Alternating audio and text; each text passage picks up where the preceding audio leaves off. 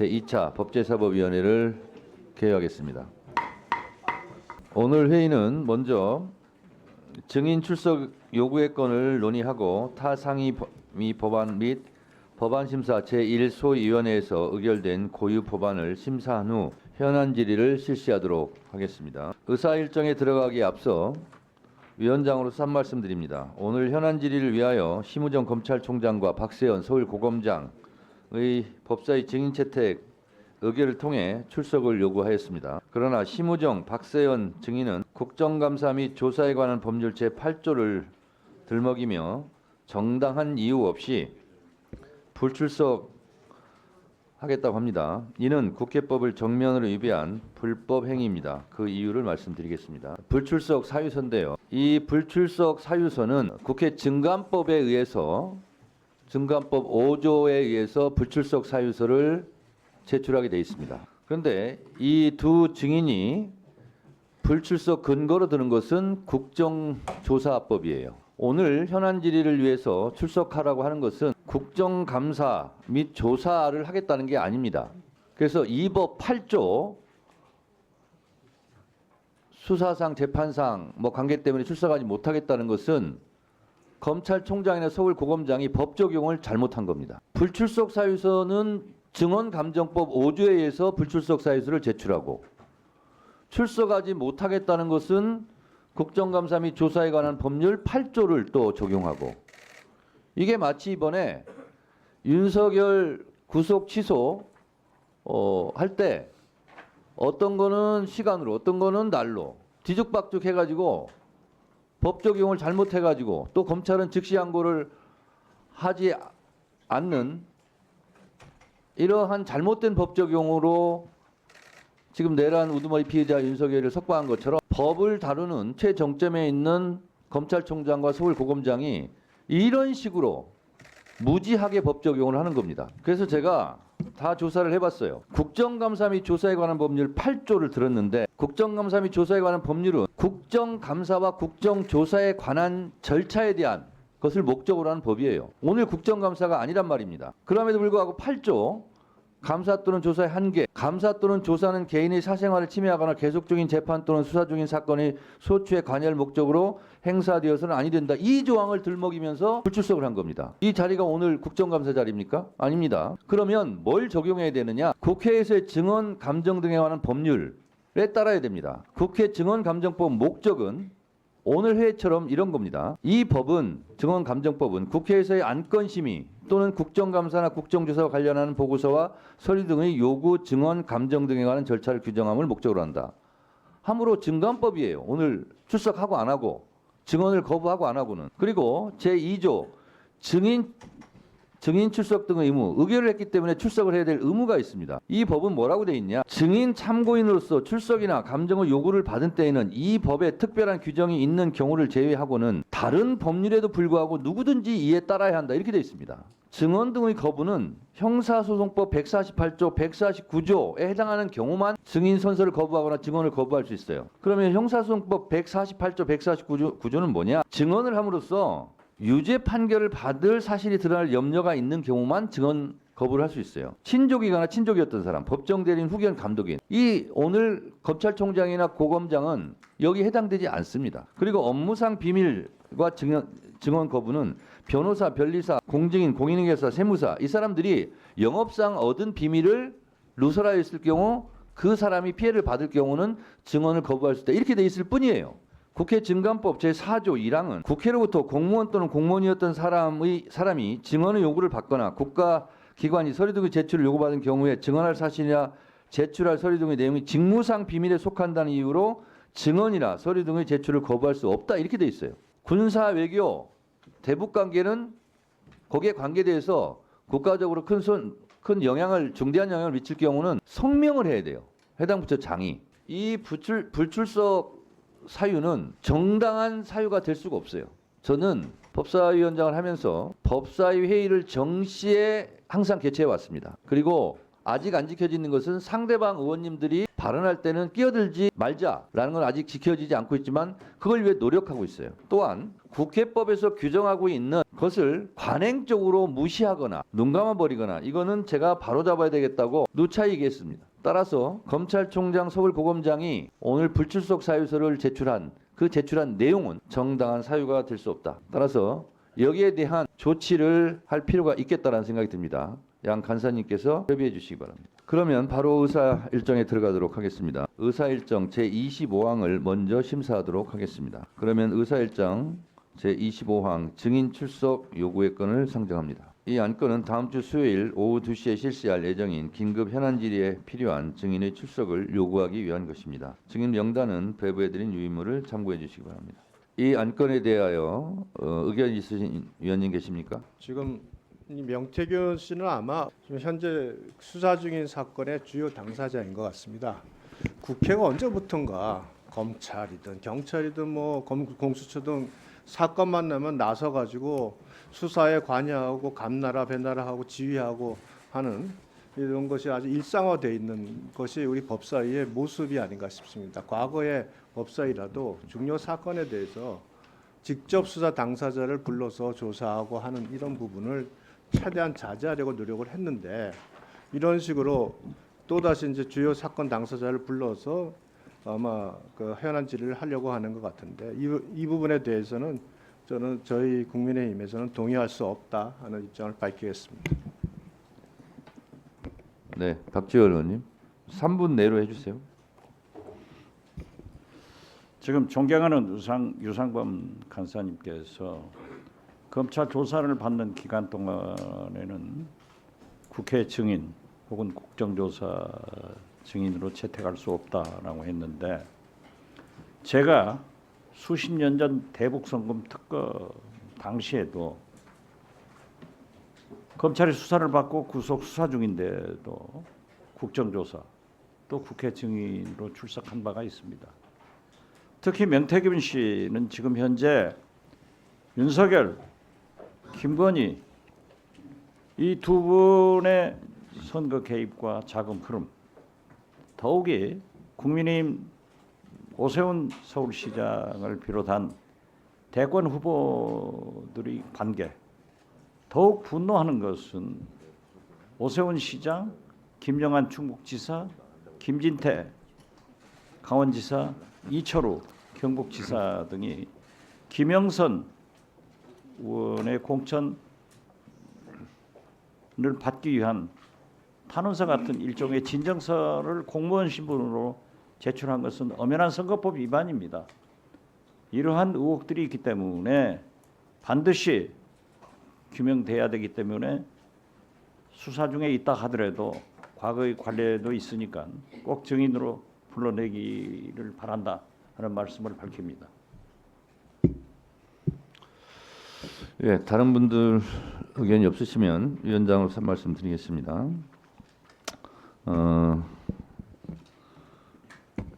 명태균 씨가 제가 알기 있기로 증인으로 채택이 되면 어떻게든 증언을 할 생각은 있는 모양입니다. 그래서 저는 증인으로 채택을 했으면 좋겠고요. 또한 국민들이 굉장히 궁금한 게 많고 또 명태균 씨가 내가 구속되면 윤석열 정권은 한 달 안에 망한다, 탄핵당한다 이런 식으로 얘기도 했고 그래서 무슨 비상계엄과 연관성은 없는지 혹시 명태균이 직접 비상계엄 내란 사태의 원인이었던 트리거는 아니었는지 또한 명태균 씨가 계속 이렇게 저렇게 인편을 통해서 내거는 여러 가지 내용들이 사실인지 이런 것은 국민의 알 권리 차원에서 알아볼 필요가 있겠고 또한 그 대상이 되는 분들은 명태균 씨 말과 또 다른 말을 하고 있거든요. 그래서 서로 장외 언론을 통한 공방전도 있고 그래서 굉장히 국민들은 그 자체가로서도 굉장히 혼란스럽습니다. 그래서 그런 것을 해소해야 되는 것이 또한 국회의 일이지 않는가 그런 생각이 듭니다. 그래서 국민의힘 알겠습니다. 예. 저는 그냥 침묵으로 그냥 계시면 침묵 반대면 그냥 하려고 그랬더니 꼭 표결을 해야 되겠군요. 글쎄요,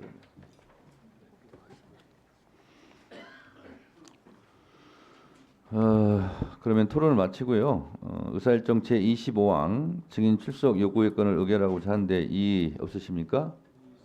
네.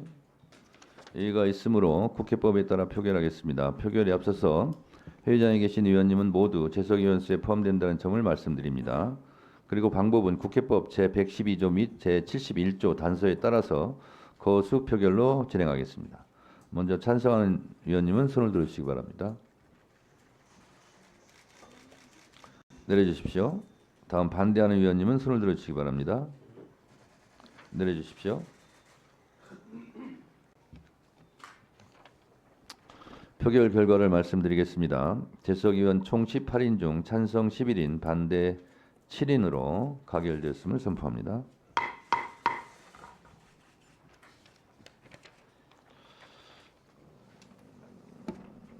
그리고 증인으로 채택하지는 않았지만 소관기관장인 법무부 장관 직무대행, 법원행정처장, 공수처장 및 검찰총장도 다음 주 현안 질의에 출석할 것을 요청하겠다는 점을 알려드립니다.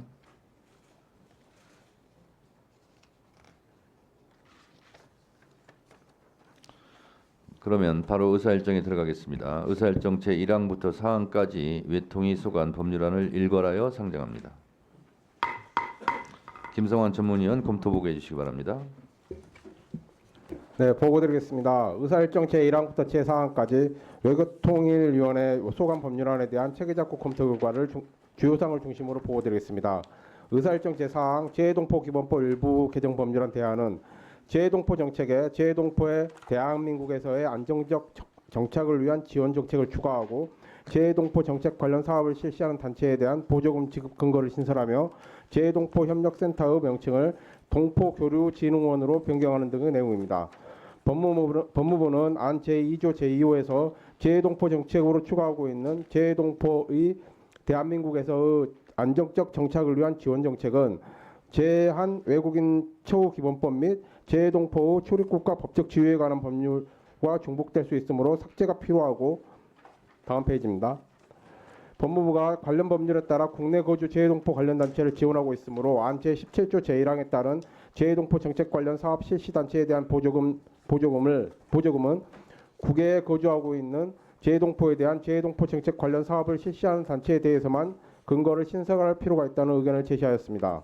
그리고 체계작구 검토 결과에 관련하여 부칙 제2조는 기존의 재해동포 협력센터를 개정 규정의 동포교류진흥원으로 간주하는 일반적인 경과 조치만을 두고 있는데, 법인 명칭을 변경하는 경우 새로운 법인의 명칭, 물적 요건, 인적 요건 및 기존의 행위 효력 등에 관한 경과 조치를 상세하게 둘 필요가 있으므로 경과 조치를 보다 구체화하는 수정 의견을 마련하였습니다. 의사일정 제2항 및 제3항은 경미한 작구 수정이 필요하고, 의사일정 제1항은 체계작구에 별다른 문제점이 없다고 보았습니다. 이상 보고를 마치겠습니다. 네, 수고하셨습니다. 법률안 심사를 위해 조태열 외교부 장관, 김영호 통일부 장관, 이상덕 재외동포청장께서 출석하셨습니다. 이 안건들에 대해 대체 토론하실 위원이 계십니까? 네, 대체 토론은 3분으로 하겠습니다.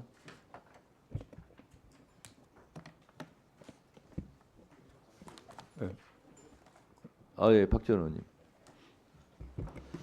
조태열 외통부 장관. 네.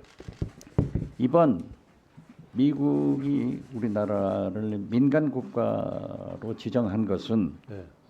권영세 국민의힘 비대위원장 말대로 이재명 대표가 친중 색채를 띠기 때문에 지정한 겁니까? 저는 미측으로부터 받은 이 정보와 확인된 내용만을 제가 답변을 드릴 수 있을 것 같습니다. 거기에 대해서 답변해 보세요. 그런 점이 있어요? 저는 거기에 대해서 뭐 제가 답변하는 건 자, 적절치 않다고 생각합니다. 조셉 윤 주한 미국 대사나 우리 정부 발표에 의하면은 원자력의 기술 유출 문제다. 네.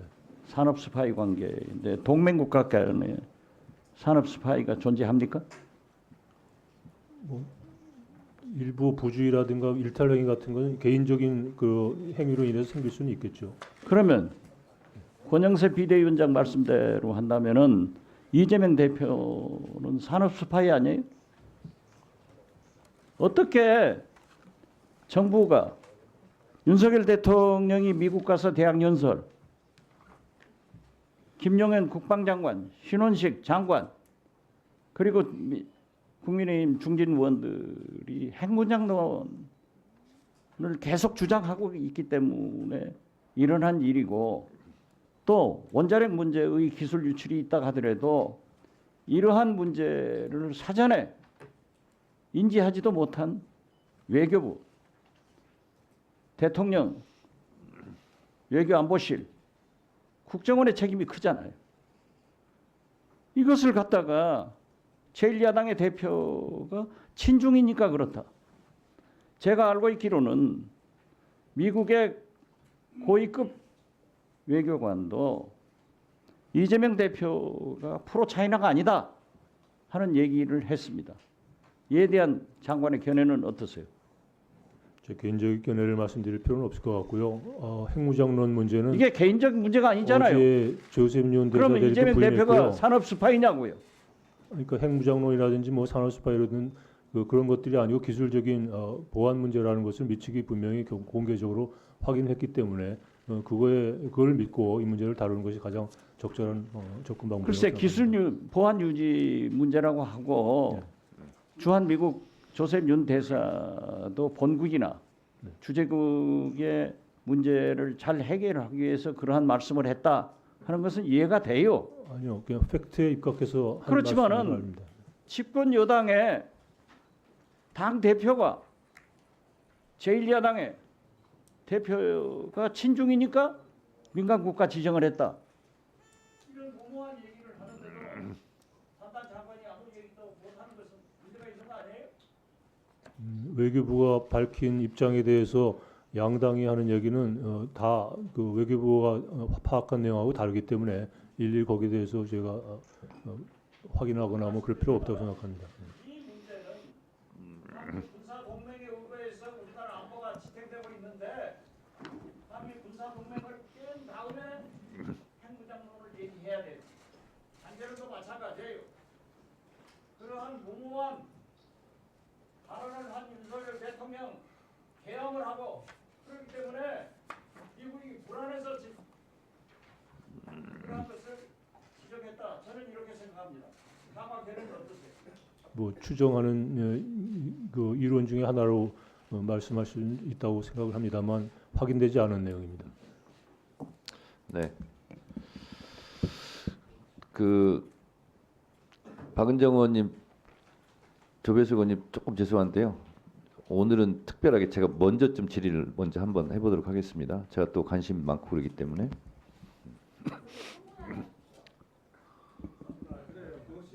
뭘 그렇게 화를 내면서까지 얘기합니까? 알았어요. 장관님. 네.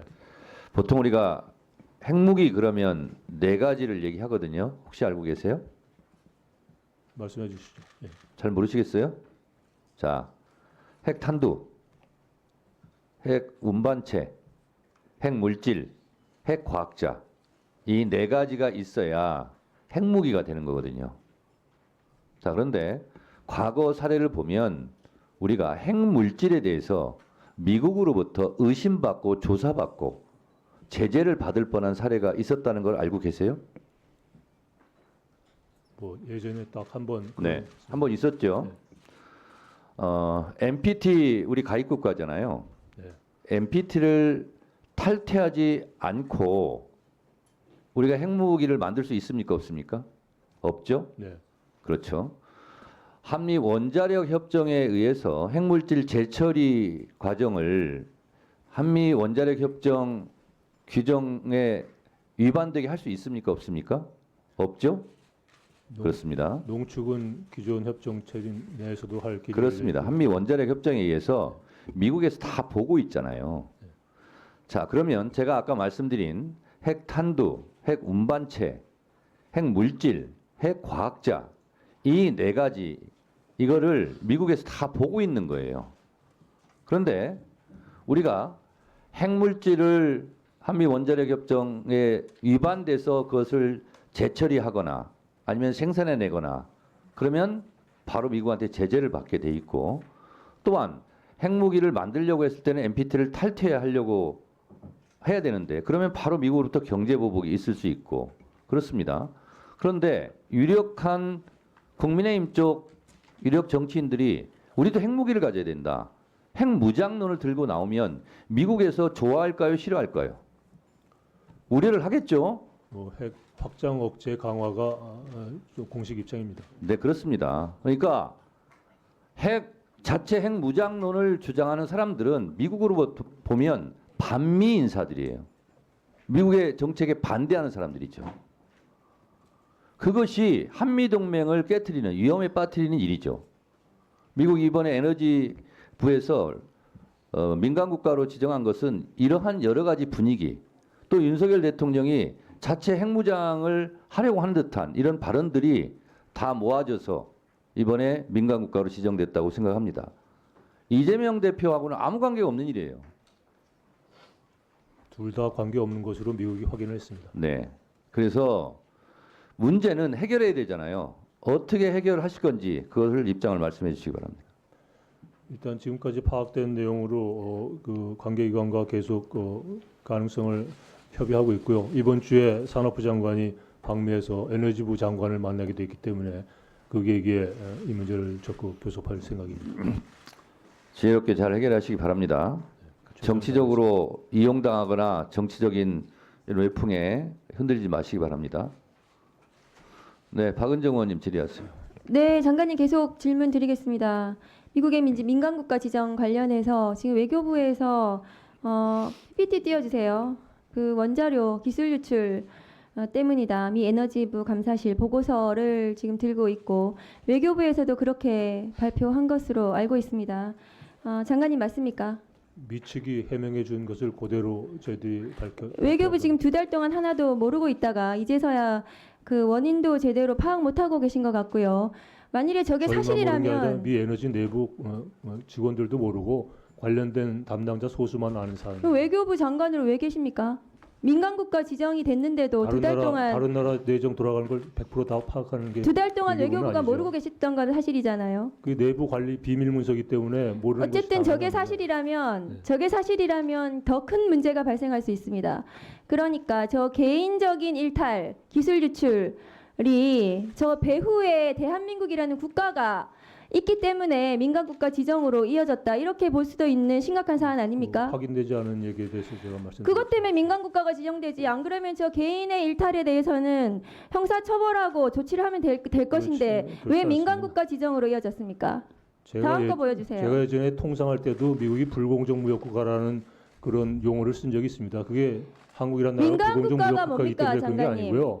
어떤 특정한 관행에 대해서 어떤 문제점이 발견됐을 때 그 나라 법에 그렇게 단어가 쓰여 있기 때문에 그러니까요. 말이죠. 그래서 민간 국가를 제가 설명을 드릴게요. 외교부 장관님이 잘 제가 아실 모르는 거 텐데 어떻게 의원님이 보십시오. 설명하셨습니까? 민간 국가라는 것은 국가 안보 핵 비확산 또는 테러 지원 이유로 이 리스트에 올릴 수 있다. 이렇게 되어 있고요.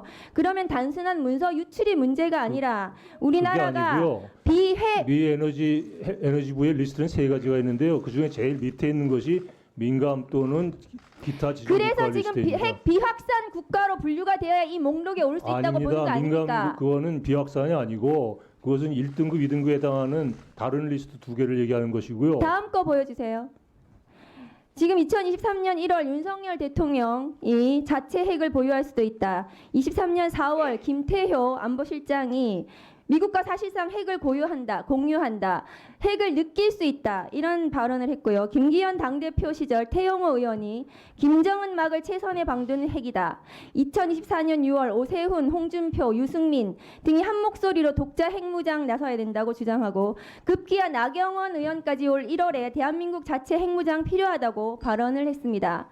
장관님께서도 지난 2월 국회에 나와서 한국 자체 핵무장 시기상조지만 논의는 아니다 이런 발언하셨죠. 저는 핵무장에 대해서 말씀드린 적 없습니다. 플랜 B라는 얘기를 드렸고 그것도 모든 가능성에 대비해야 되는 이런 게 지금 정부의 국내 책임이라는 윤석열 원론적 답변 과정에서 드린 말씀입니다. 윤석열 정부의 고위급들이 이렇게 핵무장에 대해서 얘기를 하고 있고 윤석열 대통령이 마침내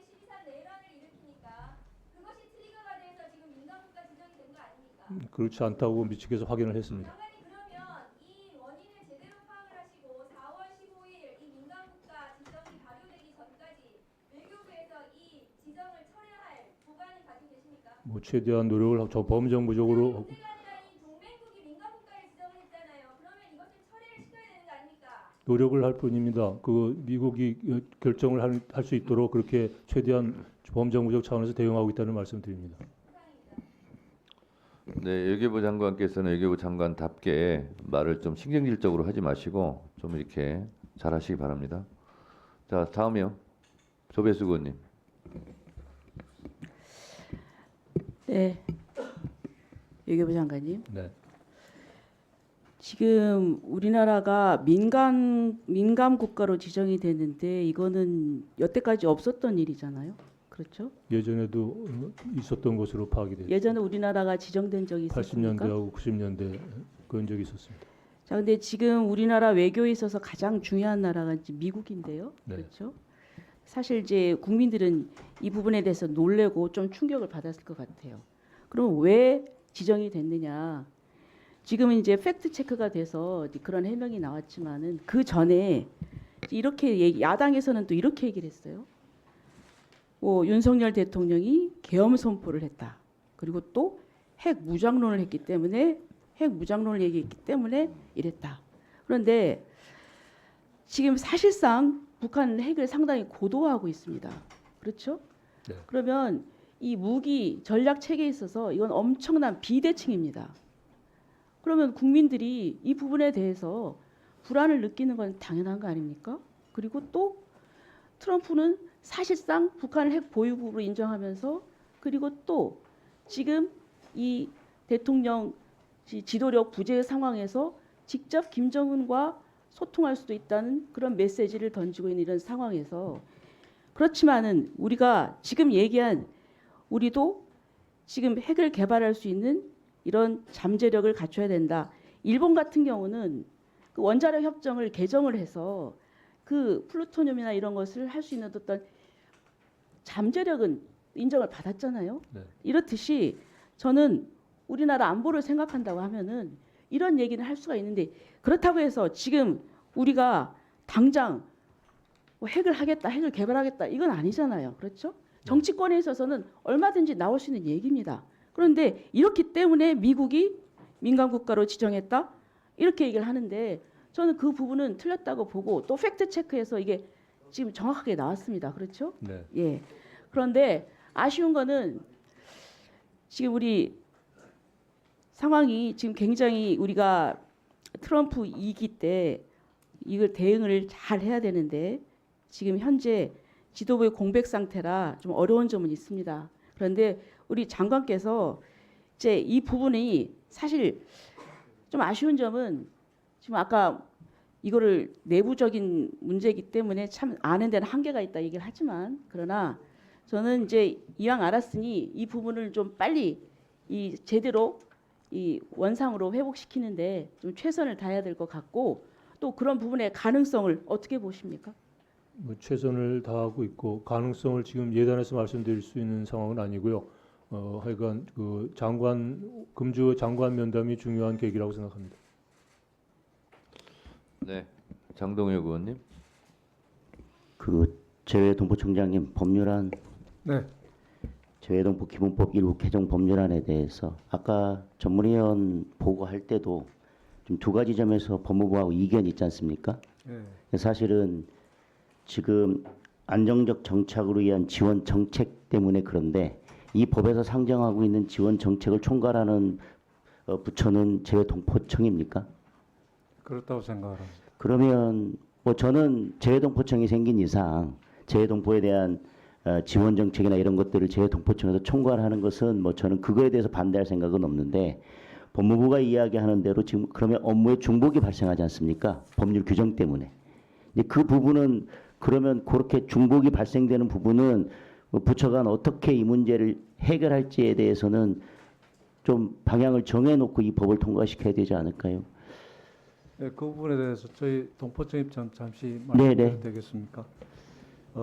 지금 재외동포 기본법은 전 부처에 적용되는 재외동포에 관한 포괄적 법률입니다. 그래서 특정 분야를 규정하고 있는 법무부 소관 법률하고는 충돌 여지가 없다고 생각을 합니다. 법무부의 국내 체류 동포 업무는 체류 자격, 즉 뭐 사적이나 국적 이런 것에 중점을 두고 있는 반면에 동포청의 국내 체류 동포 업무는 귀한 동포의 안정적 정착에 방점을 두고 있습니다.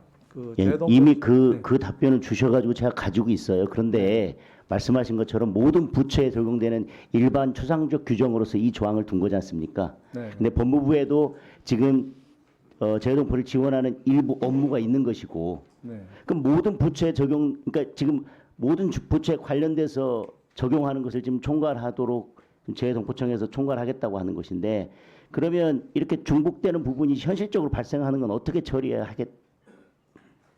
그걸 지금 질문 드리고 있어요. 모든 부처에 저희들이 다 포괄해서 하겠다는 건 아니고요.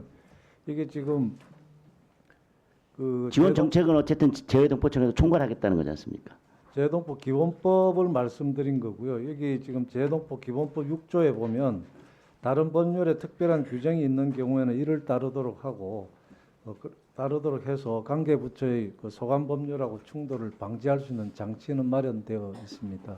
그러면 지금 법무부에서 국내로 지금 국외 거주로 한정하자고 하는 것도 그 조항에 따라서 특별히 충돌할 염려가 없고 문제가 없다고 보시는 건가요? 6조에 따라서. 재외동포 기본법 자체가 그 국내 동포도 포함을 하는 걸로 지금 되어 있습니다.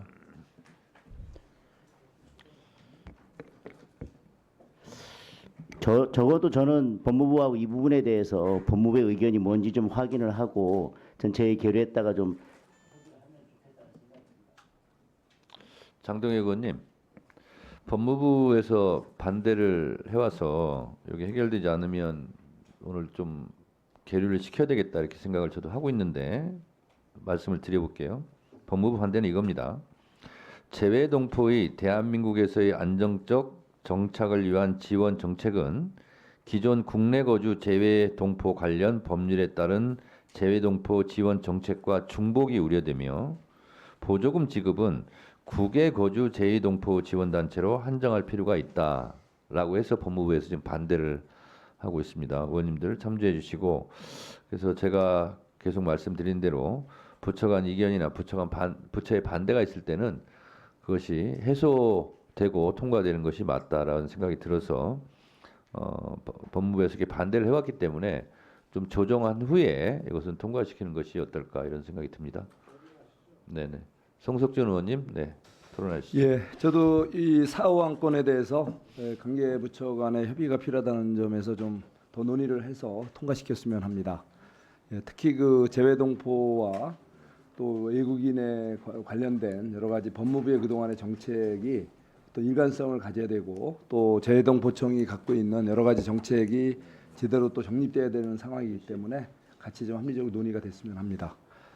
예, 다음엔 제가 통일부 장관님께 좀 여쭤보겠습니다. 네. 예, 그 3호 안건에서 북한 이탈 주민 보호 및 정착 지원을 위해서 여러 가지 이제 새로운 지원을 하는 내용이 들어가 있지 않습니까? 네. 최근에 이제 북한이 뭐 이렇게 남북 이런 그 국경 부근에 이렇게 장벽도 쌓고 여러 가지 또 대남 이 정책에 엄청난 변화가 와서 이렇게 남북 관계에도 새로운 흐름이 있는데 최근에 그 탈북인들의 그런 어떤 이렇게 추이랄까요? 그 이렇게 그런 내용 좀 한번 좀 얘기 좀 해주셨으면 좋겠고 특히 그 우크라이나 러시아 전선에 지금 북한 우리 군인들이 투입이 돼 있는데 거기에 이제 포로로 잡힌 아마 이 병사들도 있을 거예요. 그 중에서도 또 이렇게 한국으로 이렇게 또 망명을 오고자 하는 그런 분들도 있을 텐데 이런 실태에 대해서 좀 혹시 아는 범위 내에서 좀 설명 좀 해주실 수 있겠습니까? 네, 우선 탈북민은 2023년에 한국으로 196명이 들어왔습니다. 들어왔고 지난해 2024년에는 236명이 들어왔습니다. 들어왔고 저희들이 파악한 바로는 대부분이 탈북민들은 제3국에 있다가 한국으로 들어온 분으로 그렇게 확인이 되고 있습니다. 그래서 앞으로도 탈북민 숫자는 크게 늘지는 않지만은 완만하게 계속 늘어날 것으로 이렇게 생각하고 있습니다. 그리고 지금 말씀하신 우크라이나 전쟁에 지금 투입돼 있는 그 북한군 중에 포로로 잡힌 그런 분들은 우리 정부에서 관계 국가와 아주 긴밀하게 협의를 하고 있고 통일부로서는 그분들이 한국으로 들어오면은 그분들을 수용하고 또 정착하는데 큰 문제가 없도록 만반의 준비를 하고 있다 이렇게 말씀을 드리고 그 싶습니다. 지금까지 알려지기는 2분 정도가 많이 알려졌는데 혹시 그 이런 그 포로 병사들 숫자가 좀 더 많이 좀 있는 거로 이렇게 파악은 되고 있나요? 제가 답변드린 2사람 있습니다. 아, 2사람 생포되어 있고 예. 그분들이 한국으로 오겠다는 의사가 확인이 되면은 우리 헌법상 우리 국민이기 때문에 우리가 전원 수용하겠다는 저희들 입장을 우크라이나 정부에 밝혀놓은 상황입니다. 그분 파악되고 있는 거 없습니다. 예. 네, 유상봉 간사님. 외교부 장관님, 네. 그 민감 국가 지정이 되고 보도가 나자마자 네. 민주당에서 뭐 대통령의 계엄 선포다 또는 핵무장론 때문에 이와 같은 민감 국가 지정이 됐다고 하면서 대규모 먼저 여론전을 펼쳤습니다. 네. 그러면 그 민주당에서 그와 같은 여론전을 펼치기 전에 외교부에 네. 혹시 이와 같은 사유에 대해서 발생한 이유를 확인하는 어떤 객관 질이나 확인되는 작업이 있었습니까? 없었습니다. 그럼 그런 내용도 전혀 없이 그러니까 이 민간국가 지정이 됐다 발표가 나자마자 무슨 계엄이니 이런 핵무장론이니 얘기를 일방적으로 한 겁니까? 저는 언론 보도를 통해서 이렇게 예. 알았습니다. 외교부 장관으로서 예. 국가 외교와 관련된 중요 사항에 대해서 주무부서에 확인 작업조차 없이 이렇게 정치적인 이슈로만 이 문제를 다루는 것에 대해서 굉장히 불편하시고 좀 답답하신 심정을 느끼셨을 것 같은데 네. 외교부 장관 입장에서는 어떠세요? 그런 상황이 저도 정확한 미측으로부터 파악된 내용을 가지고 공개적으로 발언을 하고 싶었는데 그 확인하는 과정이 좀 길어져서 한 이틀 정도 길어지면서 이틀이 결국 아니라 뭐 더 길어졌죠. 오랫동안 예, 네, 에너지부 내에서도 아는 사람이 없어가지고 네. 계속 그 시일이 소요돼서 늦게 저희들이 밝혔다는 말씀을 드립니다. 저희가 전통적으로 외교 문제에서는 여야가 없다. 네. 그 외교 문제에서는 항상 그 국내에서의 갈등을 노출시켜서는 안 된다 하는 이런 원칙이 있지 않습니까? 네. 저는 외국에서 이와 같은 그 확인되지 않은 내용을 가지고 보도를 그러니까 정치권에서 문제 삼는 보도가 나온다면 그 나라에서는 대한민국을 보기를 어떻게 보겠나 하는 좀 안타까움이 좀 듭니다. 뭐 여러 가지 이유가 있겠지만 뭐 이런 민감 그 국가 지정이 분명히 연구소에서 이제 자료 유출 문제라는 것이 미국에서도 명확히 밝혔고 이와 관련돼서는 지금 국무부당 NSC에서도 뭐 에너지부와 바로 접촉해서 이 부분을 시정하겠다라는 언론 보도 나온 것 같습니다. 저희들이 국무부하고 백악관 NSC를 접촉을 했고 네, 그런 우려를 에너지부에 전달을 한 것까지는 저희들이 아는데요. 네, 그 이후에 에너지부의 답변을 듣는데 시간이 좀 걸렸다는 말씀을 드립니다. 네. 그렇다면 사실은 외교부에서는 이 문제가 발생하고 나서 필요한 조치를 즉각적으로 수행을 했고 카운터 파트인 국무부 NSC와도 긴밀히 협력을 해서 네. 이 문제를 지금 해결하는 과정에 있다 이렇게 이제 말씀하시는 거죠. 네, 일각에서 뭐 언론 보도를 보고서야 뒤늦게 외교부가 이 문제를 다루기 시작했다 그랬는데 언론 보도 나기 며칠 전에 저희들이 먼저 알았고요. 그러나 그 과정에서 시간이 좀 걸렸기 때문에 며칠 후에 저희들이 밝혔다는 말씀을 드리고 싶습니다. 네.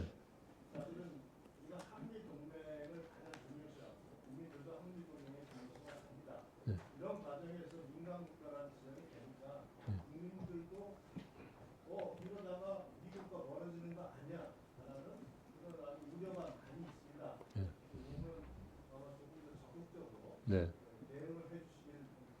네, 그런 걱정을 하시는 건 뭐 당연하다고 생각하고요. 가능한 한 빠른 시일 내에 해소될 수 있도록 노력하겠습니다. 네, 서영기 의원님. 대한민국이 어려운 게 맞죠? 외교부 장관님? 특히 그쵸? 요즘 더 그렇습니다. 어렵잖아요. 대통령은 감옥에 갔고 감옥에 갔다가 듣도 보도 못한 구속 취소라고 하는 판단으로 나오고 검찰은 즉시 항고해야 되는데 즉시 항고하지 않고 자기 임무를 방기하고 외국이 보기에 대한민국이 안전해 보이진 않아요. 대한민국이 여느 때처럼 평온해 보이나요? 그렇진 않잖아요. 의외로 저희들이 걱정하는 것보다는 상당히 안정된 상태로 가고 있는 그렇게 것으로 생각하고 알고 싶으시겠죠. 있습니다. 제가 저희도 만나서 그렇게 생각하고 싶어요. 외교 현장에서 확인한 게 그렇습니다. 그런데 민간 국가라고 우리가 뭘 압니까? 민간 국가라고 지정되었으면 일찍 아셔야 되는 거잖아요. 바로 아셨어요? 글쎄 아까 말씀드렸지만 내부 비밀 문서로 관리하는 것을 저희들이 어떻게 그렇게 자연스럽게 자, 알 이 수가 민간 국가로 지정되는 데는 바로 지정이 되나요? 아니면 오랜 동안 이 사람들이 검토를 하나요? 뭐 자기들 그 검토하는 그 사이클도 있고 필요에 따라서 하는 것도 있고 그렇다고 윤석열 생각하고 정부 있습니다. 들어와서 민간 국가로 검토되고 있는 것들도 파악하셨어야 되는 거예요. 그렇죠? 근데 제가 뭐 외통부 장관이 아니더라도 이 윤석열 정부의 외교 라인은 뭐하고 안보 라인은 뭐하고 이 에너지 라인은 뭐하는 거예요? 다 구멍 난 거잖아요. 이거 하는 시간에 비상계엄이나 고민하고 있게 하고 사실 이걸 가지고 뭐 자랑할 일 아니에요. 여당이 자랑할 일 아니거든요. 저는 아주 심각한 거라고 봅니다.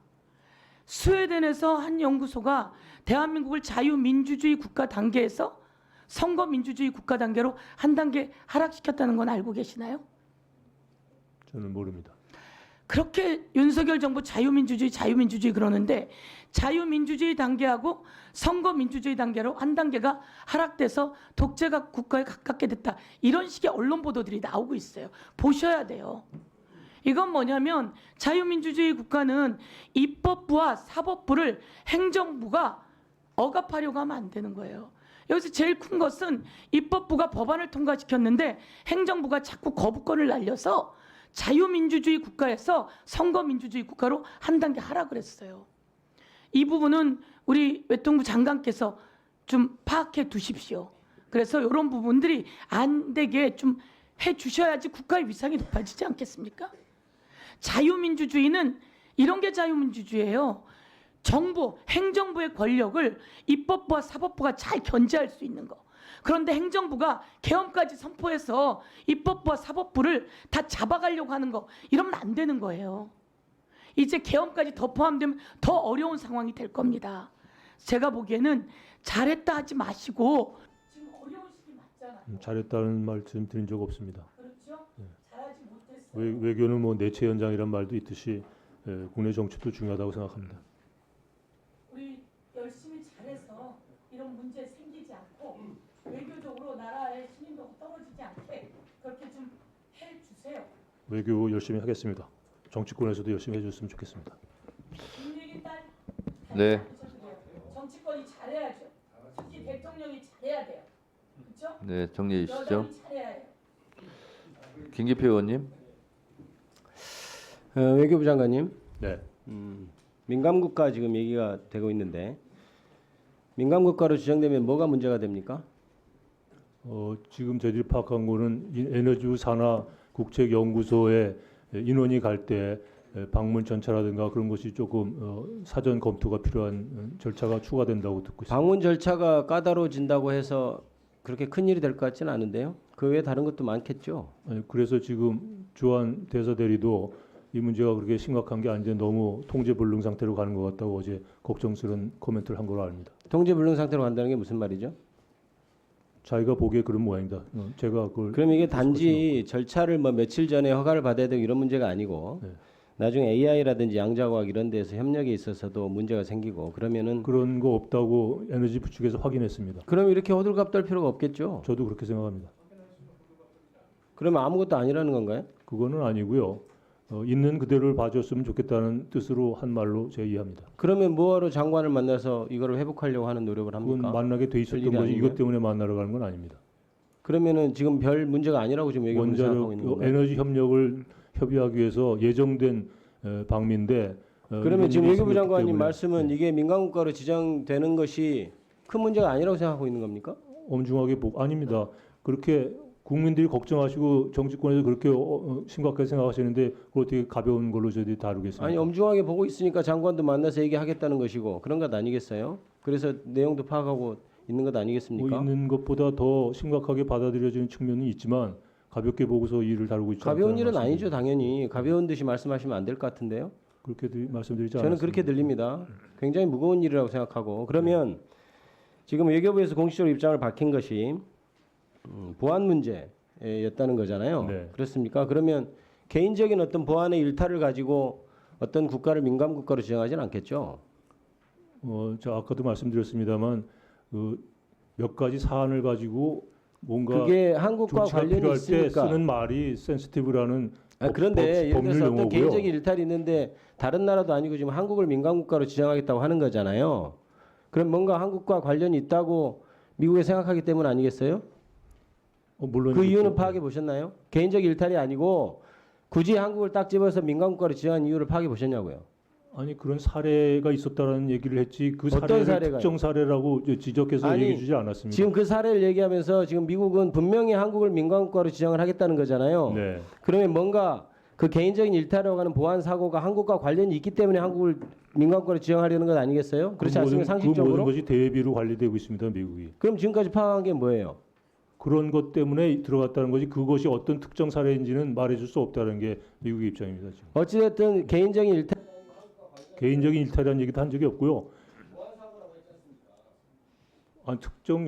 특정 연구소의 어떤 보안에 관련된 문제다 했지 어떠한 연구소 어떤 일이 일어났기 때문에 했다라는 얘기를 한 적이 없습니다. 그런데 그게 결국 보안 규정 위반의 사안이 발생했고 네. 그 결과로 한국에 대해서 네. 민간국가로 지정했다면 뭔가 대한민국 정부가 관여되어 있다는 것이 있을 것이고 그러면 그게 단순한 그런 대한민국 정부 관여되어 있다는 것을 넘어서서 그 기존에 무엇인가가 있기 때문에 민간국가 정부가 관여되어 있기 때문이라는 것도 들은 적이 없고요. 그 모든 것은 앞으로 아닙니까? 개인적인 아무 전 세계 국가 중에 누군가가 했는데 딱 집어서 대한민국을 민간국가로 지정했다면 대한민국 정부가 관여됐다고 판단하니까 대한민국을 민간국가로 지정한 건 아니겠어요? 그건 상식적인 문제죠. 그렇지 않습니까? 정부라고 그 감찰 보고서에 나온 걸 보면 정부라는 말은 있지만 그 정부가 관여되어 있다는 말로 지금 외교부에서 하는 일이 물론 명목은 보안사고라고 하지만은 그 기저에 계속해서 대통령부터 해서 핵 관련된 얘기가 나오고 그런 것들이 있으니까 대한민국 관련된 어떤 사고가 있을 때 그렇게 생각돼서 민간국가를 지정한 것 아니냐는 취지의 질문을 제가 하는 겁니다.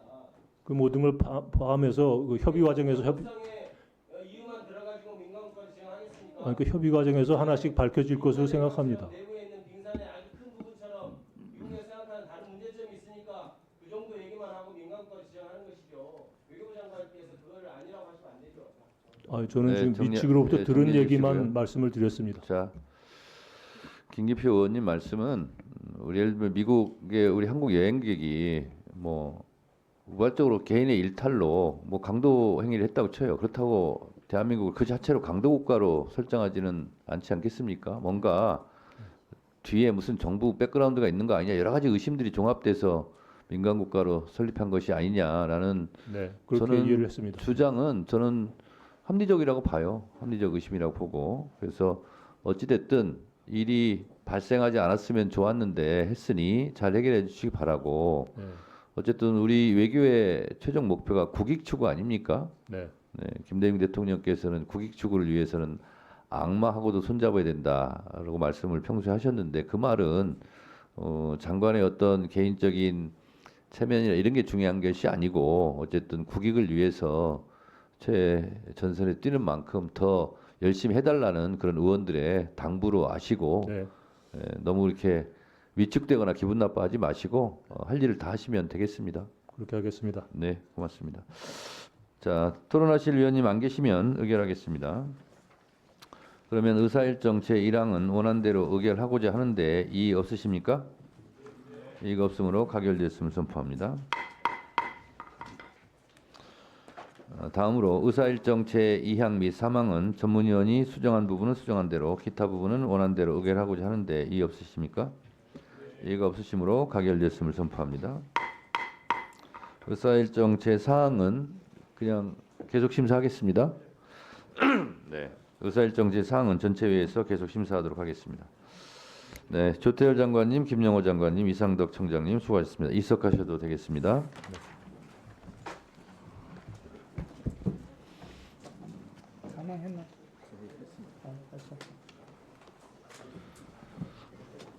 다음으로 의사일정 제5항부터 제17항까지 문체위 소관 법률안을 일괄하여 상정합니다.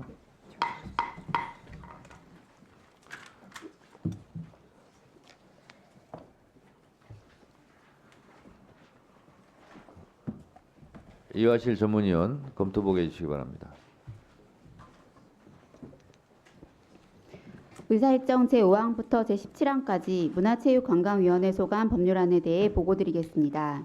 의사일정 제8항 조계원 의원이 대표 발의한 근현대 문화유산의 보전 및 활용에 관한 법률 일부 개정 법률안은 근현대 문화유산 지구에서 개발 계획을 수립하려는 행정기관의 장이 해당 계획을 확정하기 전에 국가유산청장과 협의하도록 하는 내용입니다.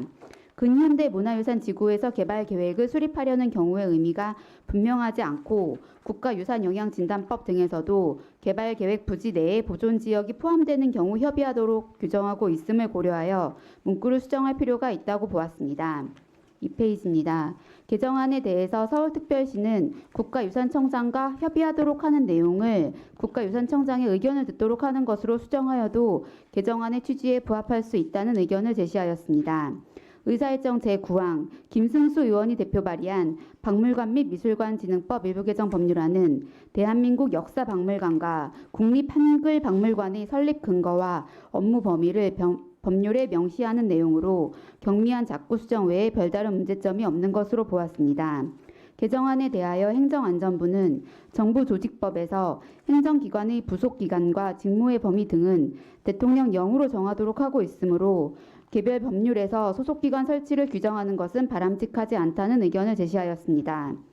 3페이지입니다. 의사일정 제15항 게임산업진흥에 관한 법률 일부 개정 법률안은 등급 분류를 받은 게임물의 내용을 수정하는 경우 사전 또는 수정 후 24시간 이내에 게임관리위원회에 신고하도록 하는 등의 내용입니다. 안 제30조 제3항에서는 특별자치시장 등이 게임 제작업 등의 폐업 미신고 시 직권 말소를 위하여 관할 세무서장에게 폐업 신고 등에 대한 정보 제공을 요청할 수 있도록 하고 관할 세무서장은 국세기본법 제81조의 13에도 불구하고 이에 대한 정보를 제공할 수 있다고 규정하고 있는데 국세기본법 제81조의 13에서는 세무공무원이 과세 정보를 타인에게 제공 또는 누설하거나 목적의 용도로 사용해서는 아니 되나 다른 법률의 규정에 따라 과세 정보를 요구하는 경우 정보를 제공할 수 있도록 규정하고 있으므로 유사 입법례 등을 참고하여 전자정보법 제36조 제1항에 따라 정보를 제공할 수 있도록 문화체육관광부 및 국세청과 협의하여 작구를 수정하였습니다.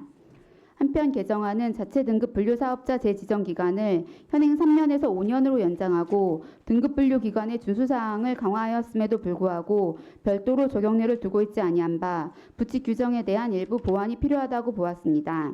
5페이지입니다.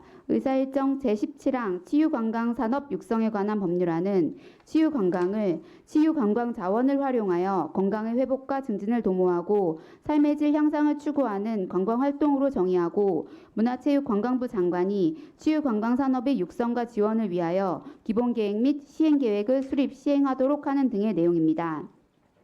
안 제5조와 안 제6조에서는 치유관광 육성 기본계획 및 시행계획과 관련된 자료 요청 대상과 협조 의무를 다르게 규정하고 있어 이를 통일할 필요가 있다고 보았습니다.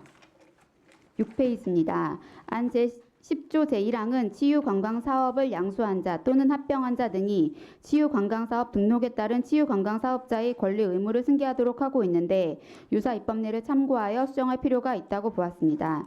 7페이지입니다. 안 제25조는 종업원 등의 위반 행위에 대해 법인 또는 개인을 양벌 규정으로 처벌하면서 법인 또는 개인이 형사 책임을 면제받을 수 있는 면책 규정을 두지 않았는데 법인 또는 개인이 해당 업무에 관하여 상당한 주의와 감동을 게을리하지 아니한 경우에는 처벌받지 않도록 하는 면책 규정을 둘 필요가 있다고 보았습니다.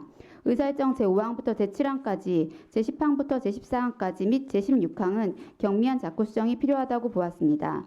이상으로 보고를 마치겠습니다. 네, 수고하셨습니다. 법률안 심사를 위해 유인촌 문체부 장관님, 최웅천 국가유산청장께서 출석하셨습니다. 이 안건에 대해 대체 토론하실 의원이 계십니까? 예, 토론에 앞서서 잠깐 제가 토론을 원활하게 하기 위해서 한 가지 말씀드리겠습니다. 그거 참고하셔서 토론하셨으면 좋겠습니다. 우리 국가유산청장님, 8항 근대문화유산의 보존 및 활용에 관한 법률안, 네. 서울시에서 반대를 하고 있는데요. 네. 협의하도록 하는 문구를 국가유산청의 의견을 듣도록 하는 문구로 수정 하여도 되지 않겠냐 하는 건데 청장님 입장은 어떠세요? 이 의견 청취라는 것은 어떻게 보면 서로가 이렇게 조율할 수 있는 그런 정도 하고, 예. 저희들이 이게 사실은 협의를 두는 것이 그동안의 관례였고요. 예. 협의를 해서도 물론 의견을 서로 조율할 수 있습니다만 조금 뭐랄까 이렇게 민감한 부분을 사전에 조율할 수 있는 청취라는 것은 너무 좀 약한 듯한 그 조항이 있고 그렇게 그러니까요. 한 적은 없습니다 저희가. 예. 그래서 일각에서는 뭐 서울시 의견을 수용하는 것도 괜찮지 않냐 그런데 제가 아무리 생각해봐도 협의라는 단어와 그냥 그냥 말을 듣는 거 아니에요. 이것과는 조금 차이가 있는 것 같아요. 예, 예. 또 협의라는 것이 합의는 또 아니잖아요. 맞습니다. 네. 그래서 그냥 협의로 하는 것이 저는 맞다 네. 이런 생각이 들어서 서울시 반대가 좀 있긴 한데 저희들이 계속 추진할 예정입니다. 그래서 그냥 협의로 하는 걸로 했으면 좋겠고요. 또 하나 장관님, 네. 9번에 박물관 및 미술관 진흥법 이거는 행안부가 반대를 하고 있어요. 알고 계시죠? 네. 아주 강한 반대보다는 예. 의견을 좀 냈다고 생각합니다. 아 그렇습니까? 개별 법률에서 소속기관 설치를 규정하는 것은 바람직하지 않다 이렇게 됐는데 네. 행안부가 이거 반대 의견이라 반대라기보다는 그냥 의견을 그렇게 그렇습니다. 낸 것이기 때문에 크게 상관은 없습니까? 그렇습니다. 네. 예, 알겠습니다. 그러면 두 개를 오늘 그냥 통과를 시켜도 크게 문제는 없다는 걸로 우리 알고서 이 부분을 알고서 토론해 주시기 바랍니다.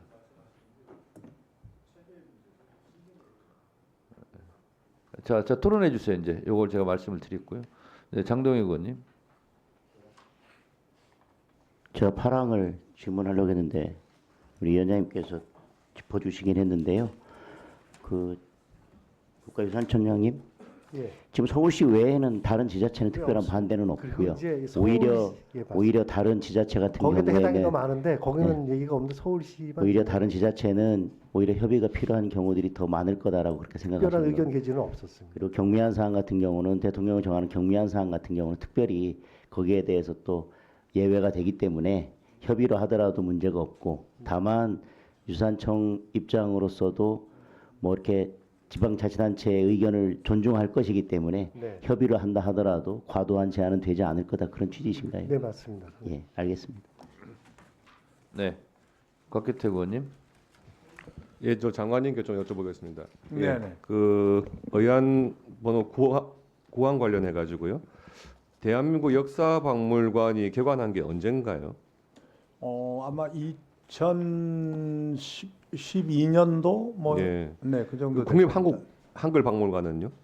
한글 박물관도 그 정도쯤 개관했습니다. 그러면 지금 10년 넘게 10년 넘게 운영을 잘 해오고 있는 상황인데 이 법이 없으면은 이 개정이 안 되면은 뭐가 지금 운영이 어려운 상황인가요? 아니 그런 건 아니고요. 예. 지금 이제 다른 부분은 이 법 안에 다 들어가 있고요. 그 역사박물관하고 한글박물관이 빠져 있는데요. 저희들이 지금 계획적으로는 역사박물관도 저희가 산업박물관, 민주화박물관 이런 식으로 해서 지역으로 이제 분관을 할 거거든요. 또 한글박물관도 역시 뭐 다른 지역으로 좀 분관을 할 계획을 갖고 있어서 이런 부분은 이제 앞으로 이 법에 들어가는 게 좋을 것 말씀하신 것 그런 것 때문에 행안부에서 반대를 하고 있는 것 아닙니까? 지금 이 대한민국 역사박물관이나 국립 한글박물관이 개관한 지 10년 넘게 아무런 문제 없이 운영이 돼 왔고 이런 법 개정 없이도 운영하는데 문제가 없었는데 그런 분관 설립 같은 것 통해서 당연히 인원도 늘고 할 거 아닙니까? 그런 경우에 개별 법률에 의해 가지고 국가기관을 그런 식으로 늘려가는 것에 대해서 행안부에서는 당연히 우려를 안 할 수가 없을 것 같은데요. 아마 문체부만의 문제가 네. 아니고 다른 부처에서도 이런 식으로 각각의 소관법에다가 기관 설립에 관한 근거를 두면서 그거를 근거로 해가지고 인원 늘려달라, 예산 늘려달라 할 거 아닙니까? 그러면은 행안부에서는 다 반대를 할 수밖에 없는 입장인데 행안부에서 단순히 작은 우려가 아닌 것 같은데요. 네네. 근데 이 이제 행안부의 입장은 이제 이게 소속 기관이니까 굳이 법에 안 넣어도 그냥 갈 수 있다 이런 예, 의견이거든요. 근데 예. 이제 다른 박물관이 다 들어가 있는데 또 두 개만 빠져 있는 것도 좀 이상하고요. 그다음에 분관을 해서 사람을 늘리는 게 아니고 저희들은 지금은 가능하면 국립이 붙어 있는 기관들을 좀 지역에 더 많이 설치를 해야겠다라는 의견을 갖고 있고요. 그것을 그러니까 국립 정부가 다 하는 게 아니고 법인화 시켜서 일종의 국립은 붙어 있지만 독립된 그런 기관으로 그래서 뭐 공무원을 늘린다든가 이런 개념하고는 조금 다릅니다. 그래서 아마 그런 부분은 어느 정도 이해가 된 걸로 알고 있습니다. 그럼 행안부에서도 뭐 그런 것에 대해서 장관님 말씀처럼 네. 그게 심한 반대는 아니다 이 말씀이신가요? 그렇습니다. 네. 그냥 그런 부분을 지적을 해준 겁니다. 예. 네. 그 장관님, 각기태 의원님 말씀과 관련해서 그러니까 분관을 앞으로 예정돼 있기 때문에 그런 부분을 여기 보면은 두 박물관의 지방박물관 선치 근거가 이게 분관과 다 연관이 있는 거죠, 그러니까. 그렇습니다. 네. 네, 네, 네, 알겠습니다. 네, 송석준 의원님. 예, 최영천 총장님. 예. 이 우리 문화유산의 이제 보존 관리를 위해서는 이제 지자체와의 협조가 굉장히 중요하지 않습니까? 예, 그렇습니다. 예, 여기서도 이제 서울시 8호 안건 관련해서도 서울시의 의견을 좀 잘 조율해서 네. 서로가 어쨌든 문화유산을 잘 관리하고 보존할 수 있도록 협력을 해야 될 것 같습니다. 예. 혹시 그 안성에 있는 죽산에 있는 죽주산성이라고 들어보셨습니까? 네, 들었습니다. 네, 예, 네. 죽주산성이 항목 유적지로서 네.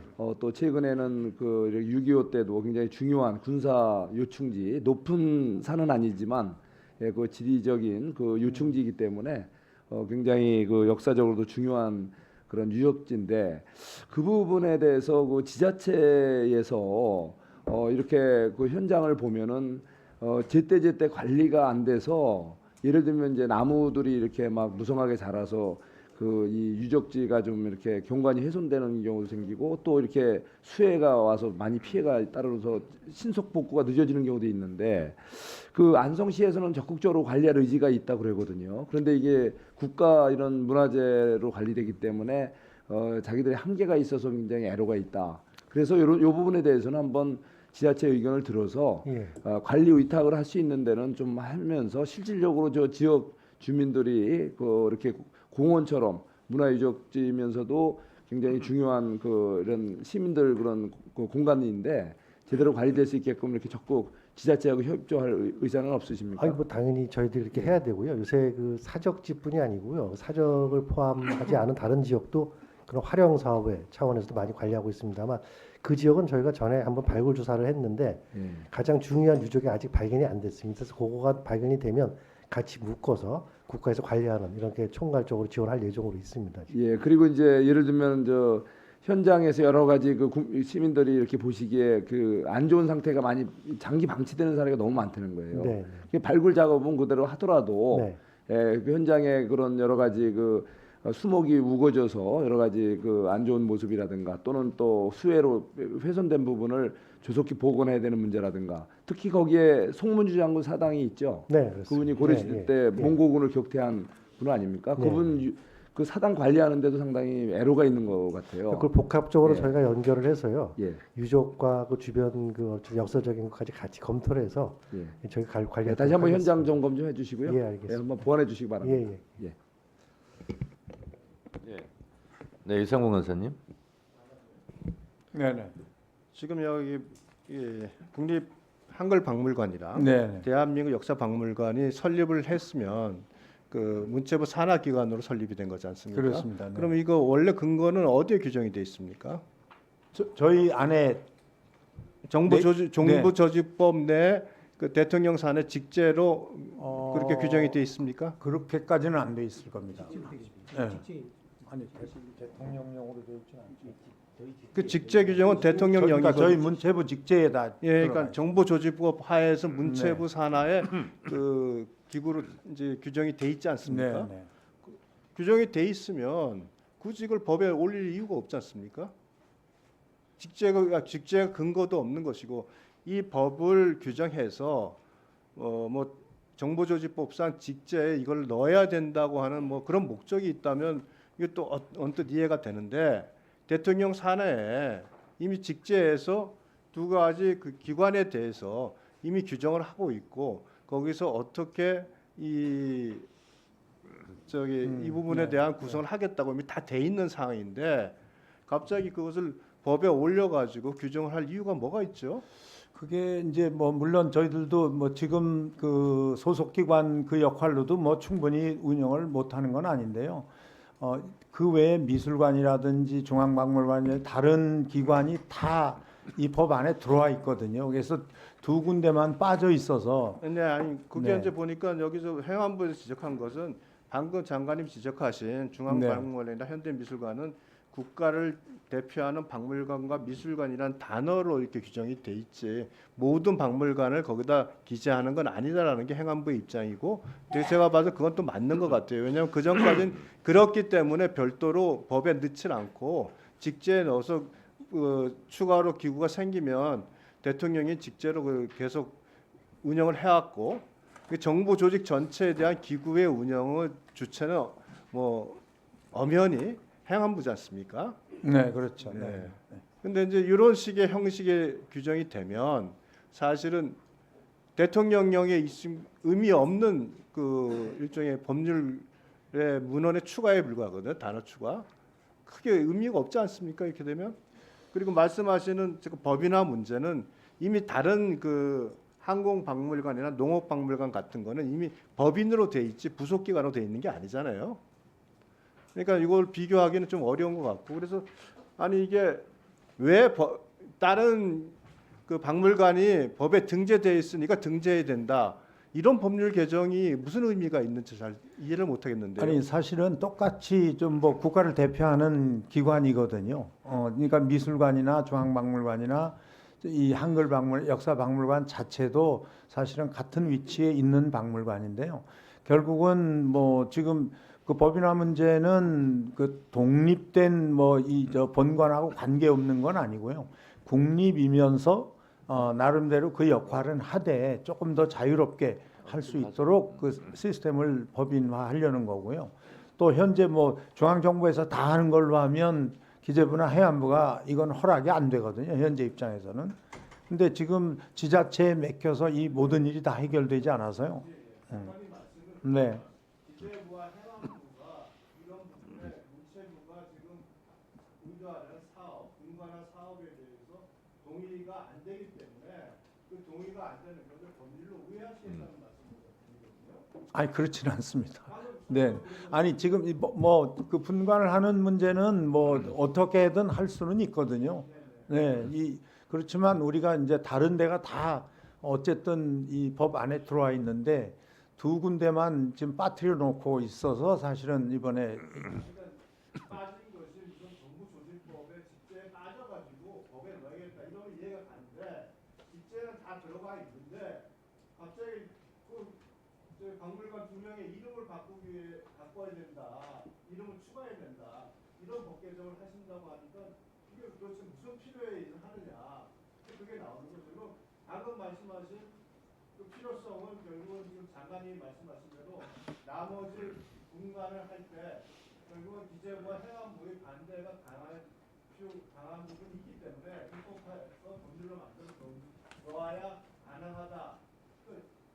아니 이 법의 안에도 그 가능합니다. 분관하는 거 뭐 큰 뭐 지금 저희들이 생각하는 그 형태는 국가에서 다 하는 형태로 하는 것이 아니기 때문에 이건 법하고는 뭐 그거는 할 수 있는데요. 문제는 이 여기에 소속돼 있는 전체적인 입장에서 봤을 때 그래도 법의 어떤 그 보호 안에 들어와 있는 게 우리 다 다른 직제와 좀 형평성에 맞게 해주겠다는 뭐 그런 뜻이 더 많다고 보시면 되겠습니다. 해안부에서 모든 조직의 구성은 기본적으로 해안부가 주관을 하기 때문에 네네. 되게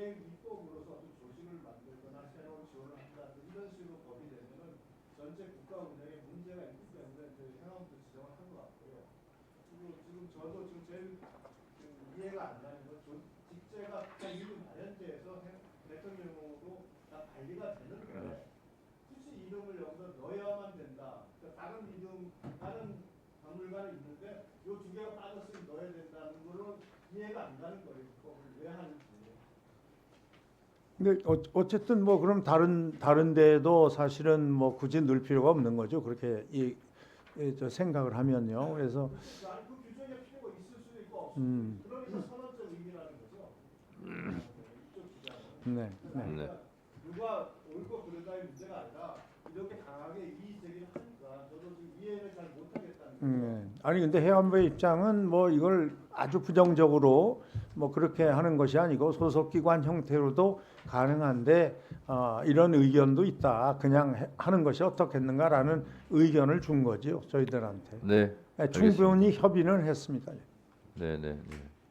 이성윤 의원님 하시고 박범계 간사님 하시고 이렇게 하세요. 네, 전주시을 국회의원 이성윤입니다. 문화장관님. 네네네. 그 3월 6일 날 대한민국 문화정책 대전환 네네. 문화한국 2035 발표하셨죠. 네네 그렇습니다. 평소 장관님 소신이십니까? 뭐 거의 한 1년 준비해서 발표한 겁니다.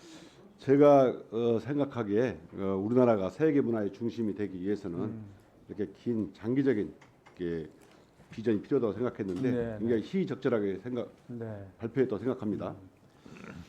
장관님 그 전북 전주가 네. 2036 그 올림픽 하계 올림픽 후보지로 확정된 거 알고 계시죠? 국내? 알고 있습니다. 네. 저희 전북 전주가 또 강조하는 게 어떻게 이거? 문화 올림픽, 문화를 강조하고 있습니다. 거기에 때맞춰서 문체부 역할이 굉장히 중요할 것 같은데 이번 그 문화한국 2035가 그 2036 하계 올림픽 유치하는데도 큰 역할을 할 수 있을 거라고 봅니다. 네. 그 문체부에서 좀 역할을 해주시고요. 네, 그렇습니다. 제가 궁금한 건 세부 계획은 좀 수립이 됐습니까? 아직 이제 시작이라서요. 지금 아직 거기는 예비 타당성 검사도 아직 안 된 상태에서 결정이 났어요. 원래는 그 과정이 다 끝나고 결정이 돼야 되는데 그래서 다시 지금 이제 시작해서 기재부에 승인 받는 것까지 그 과정이 남아 있습니다. 그거 끝나고 나야 이제 그런 세부적인 아마 의논을 할 겁니다.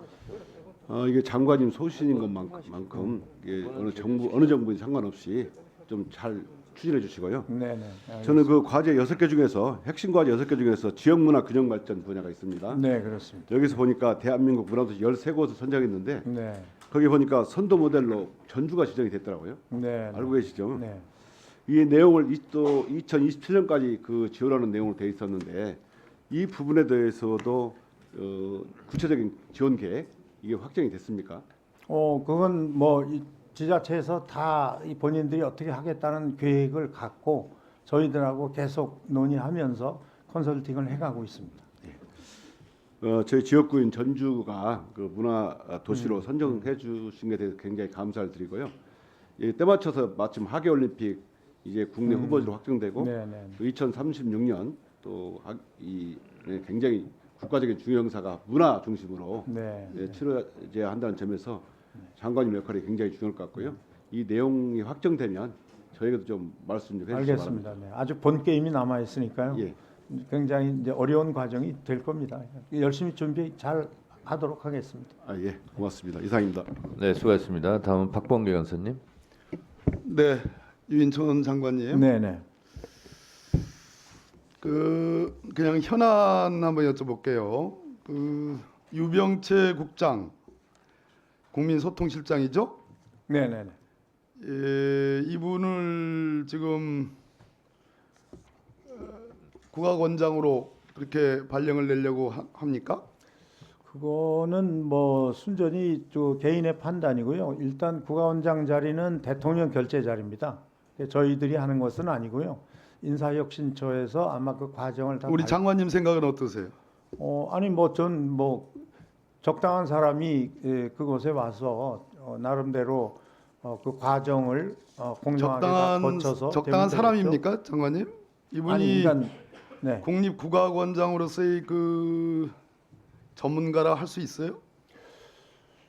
아니 그 개인을 두고 말씀하시는 건가요? 그러니까요. 유병채 이 개인. 거긴 아직 뭐 결정 난 것도 아닌 없다. 사람인데 예. 이게 작년 국감 때부터 지적이 된 사항이죠. 이 문제는 뭐 이 사람에 대해서 유병채 이분에 대해서 뭐 김건희 여사 KTV 그거는 예, 좀 이제 오해가 기억나시죠? 많은 황제 관람 논란. 네, 좀 그 오해가 많이 인물이죠. 있습니다. 그 부분은. 네. 근데 지금 최근에 이 국악 관련한 학회 5개 학회의 대표 5분이 지금 이분은 전문가가 아니다. 국립국악원장에 필요한 그러니까 민간 전문가만 지원할 수 있는 경력 개방형 직위인데 이렇게 문체부의 행정을 전담했던 공무원을 여기에 발령내는 것 낸다면 그건 적절하지 않다 이런 지적에 대해서는 아십니까? 요새 이제 뭐 예. 그 기사에 많이 나고 있고요. 예. 뭐 충분히 저는 그런 주장을 할 수 있다고 생각합니다. 이번 저 예, 국악 네, 네. 학회 네. 대표분들이 성명낸 것에 공감을 하신다는 뭐 얘기입니까? 물론 충분히 이해합니다. 우리 장관님 생각은 어떠세요? 전 뭐 물론 사람마다 생각이 같을 수는 없는데요. 지금 국악원은 저희들이 현재 3군데가 있거든요. 서울에 있고 진도에 있고 예, 그러니까 뭐 4군데 부산 남원에 있고 앞으로 만들어질 때가 서산이 있고 강릉이 있고 그러니까 저희들이 계획하고 있는 게 경상북도, 충청북도 해서 도마다 나 국악원 다 어떻게 설치할 거냐를 내가 묻는 게 아니고 아니 그러니까 이제 그만큼 이병채- 조직이 커진다는 거죠. 네. 예. 지금 현재 대통령이 직무 정지돼 있고 지금 내란 사태를 진압하는데 온 국민이 지금 온통 관심이 이렇게 되어 있는데 이렇게 김건희 여사 황제 관람과 관련해서 문제를 일으켰고 또 전문성에 대해서도 장관께서 공감하다시피 관련 학회장들이 얘기를 하는 이분에 대해서는 인사를 좀 뭐 말씀 주신 거 잘 유념하겠습니다. 네. 네, 수고하셨습니다. 다음은 조배수 의원님. 네, 장관님. 네네. 조금 이제 장관님 뵙기가 힘드니까 잠깐 좀 말씀 좀 네네. 드리겠습니다. 오늘 참 16항과 관련해서 그 관광 취약 계층에 관한 무장애 관광 환경 조성 및 지원에 관한 사항 이제 개정안 내용이잖아요. 네네. 저는 아주 좋은 그 개정안이라고 생각합니다. 네. 근데 제 문제는 여기에 합당하게 하려면 예산이 굉장히 많이 들 텐데요. 예산 확보 방안을 좀 구체적으로 좀 있나요? 왜냐하면 이게 보통 일이 아니거든요. 장애가 없으려면은 이제 이 장애인이 관광을 하려면 뭐 휠체어가 다닐 수 있도록 도로도 그렇죠. 이렇게 좀 네, 개선해야 된다든가. 그래서 저는 취지는 참 좋은데 이게 좀 그런 이 예산을 어떻게 마련을 해야 되나 이런 걱정이 하나 있고요. 두 번째는 지금 오징어 게임이 어느 나라 콘텐츠입니까? 물론 우리가 제작하고 다 만들긴 하지만 그건 뭐 넷플릭스에서 투자를 한 거기 때문에. 예, 그렇죠. 그래서 정말 우수하고 정말 질이 높고 그렇지 않습니까? 그런데 거기에 따른 수익은 거의 자본 투자한 그 자본 거기서 가져가는 거잖아요. 네. 그럼 우리가 좀 눈을 돌려서 우리가 이렇게 우수한 콘텐츠가 있는데 좀 그런 그 배급망이랄지 이렇게 할 수 있는 좀 이런 쪽에도 우리가 좀 눈을 돌려서 국가적으로 좀 거기에 대해서 투자를 좀 해야 되지 않나. 네, 말하자면 이제 문화자본, 문화자본이라고 할까요? 좀 그렇게 그쪽으로 좀 그 방향을 돌려서 좀 고민을 하는 게 좀 필요하지 않을까 이런 생각을 합니다. 말씀해 주세요. 네네. 일단 토종 OTT라고 할 수 있는 그 플랫폼들을 키우는 게 제일 중요하고요. 근데 현재 우리 이제 시장이 좁으니까 우리 국내에 있는 OTT들의 재정 상태가 지금 좋지가 않거든요. 그래서 저희들이 뭐 보조금 주는거나 기타 뭐 그런 정도로 키울 수 있는 건 아니고요. 이게 펀딩도 조성을 해야 되고 물론 이 마중물처럼 정부 지원도 있어야 되고. 어쨌든 시장이 돌아갈 수 있도록 저희들이 최선의 노력은 다 하고 있습니다. 근데 굉장히 그 종목마다의 입장 차이가 굉장히 많아서요. 어떤 부분은 왜냐하면 창작자들이 계약할 때 어떻게 하느냐에 따라서 또 다른데 어떤 부분은 IP를 다 넘기고 큰 돈을 받고 하는 경우도 있고 아니면 런닝 개런티라고 해서 적은 돈을 받고 이후의 수익에 대한 거를 나누는 그런 계약도 있고, 그래서 이게 종사자들마다 그 자신들의 주장이나 입장이 다 달라서 이제 그런 부분을 정부가 지원하는 거는 확실하게 IP를 확보하고 그 저작권 문제가 해결될 수 있도록 그렇게 유도를 하고 있습니다. 현재. 네, 박희승 의원님. 우리 문화청장님께 좀 질문 좀 드리겠습니다. 남원장수 임실순장 박기세입니다. 네. 뭐 우리 장관님께서 아마 남원에 대해서 춘향제랑 뭐 이렇게 등 많은 관심이 많은 걸로 좀 알고 있습니다. 근데 제가 지금 드리고 싶은 말씀은 남원이 천년 고도인데 지금 남원성이 그 사각성으로서 과거에 해자까지 있었던 정말 네. 우리나라에서 네. 보기 드문 성인데 아직도 지금 복원이 지지부진하고 있습니다. 그래서 지금 남원의 그 북문성이 이제 정유재란 때 치열한 전투를 치렀는데 일본이 이제 일제 시대에 성을 다 뜯어버리고 거기다 철로를 놨던 그런 아픈 역사가 있고요. 그래서 많이는 정이 지금 옮겨갔습니다. 근데 지금 이제 북문성 중심으로 지금 성곽을 지금 복원하는 작업을 하고 있는데 너무 더딥니다. 지금 뭐 제가 알기로도 몇십 년 걸렸는데 겨우 지금 성곽 조금 이어지고 이제 북문성조차도 복원을 못 하고 있는데 뭐 제 생각에 이런 식으로 가면 저희 죽어서도 아마 못 볼 것 같습니다. 복원을. 그래서 좀 속도를 낼 수 있는 방법이 없는지. 왜냐하면 남원 같은 데 오래된 지역이다 보니까 땅만 파면 뭐 기와장 같은 게 계속 나옵니다. 그러면 또 공사가 중단되고 계속 이런 게 지금 반복이 되고 있습니다. 그래서 이런 걸 좀 해결할 방안이 있으시면 좀 말씀 좀 해주십시오. 예.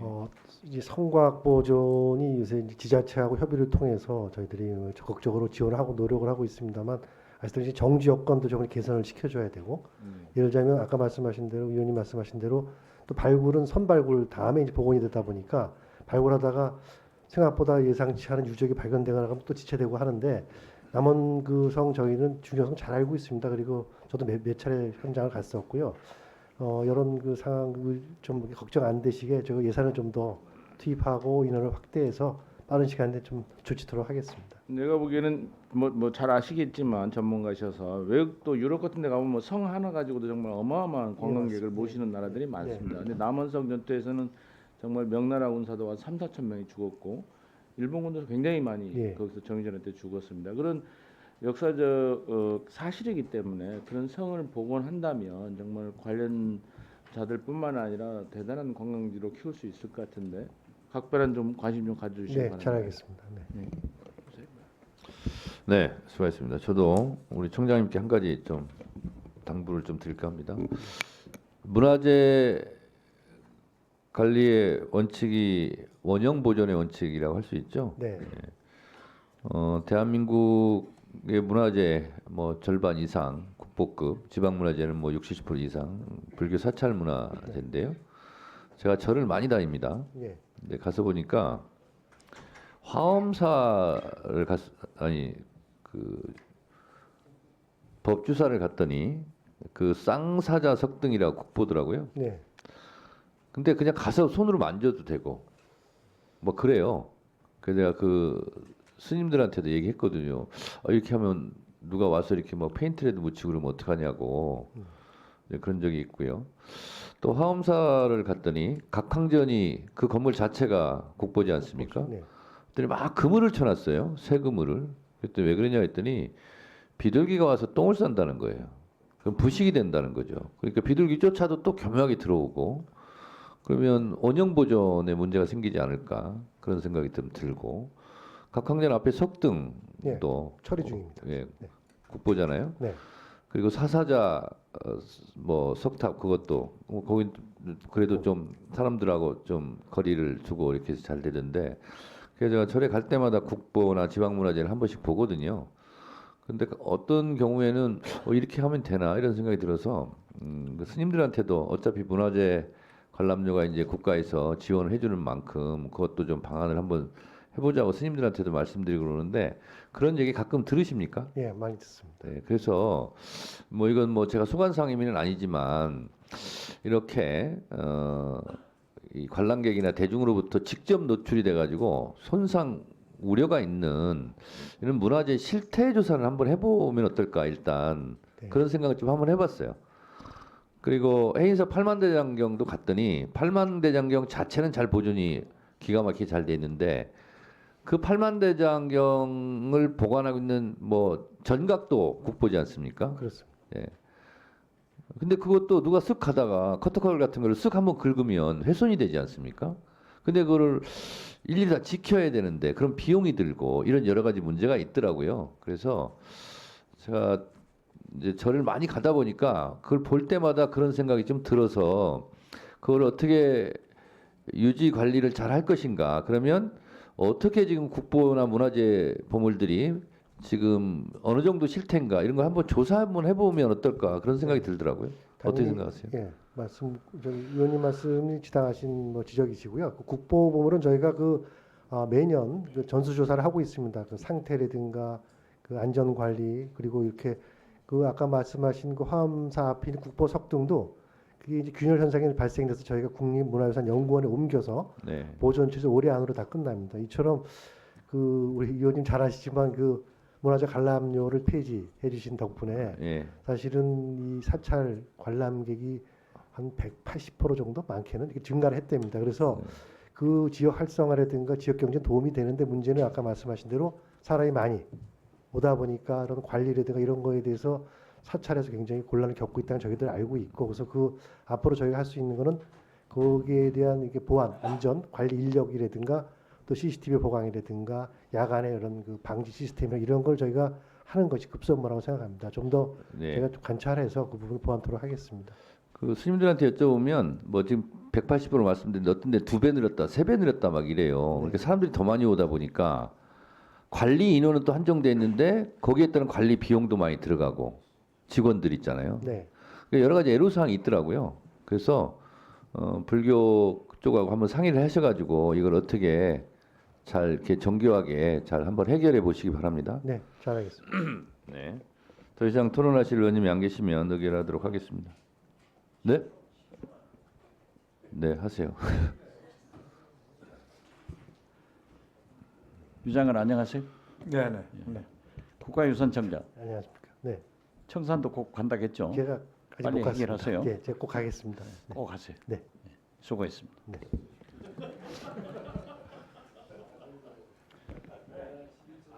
네. 그러면 네. 잠시 후에 얼굴 붉히며 싸울 일이 있을 텐데 그 전까지는 그래도 화기애애하게 합시다. 네. 그러면 의사일정 제5항부터 8항까지 10항부터 17항까지 법률안은 전문위원이 수정한 부분은 수정한 대로 기타 부분은 원한 대로 의결하고자 하는데 이의 없으십니까? 이의가 없으므로 가결됐음을 선포합니다. 의사일정 제9항은 전체회의에서 계속 심사하도록 하겠습니다. 유인천 장관님, 최영천 청장님 수고하셨습니다. 이석하셔도 되겠습니다.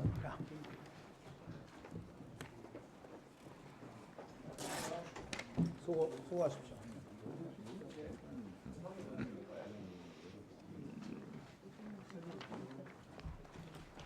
조금 이따 싸울 거잖아.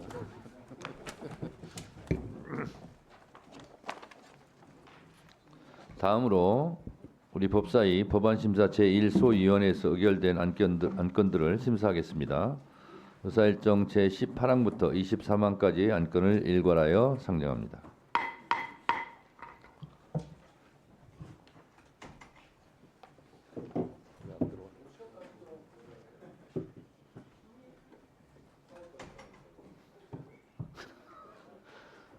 네, 그러면 10분간 정의하고요. 10분 후에 속개하겠습니다. 잠시 정의를 선포하겠습니다.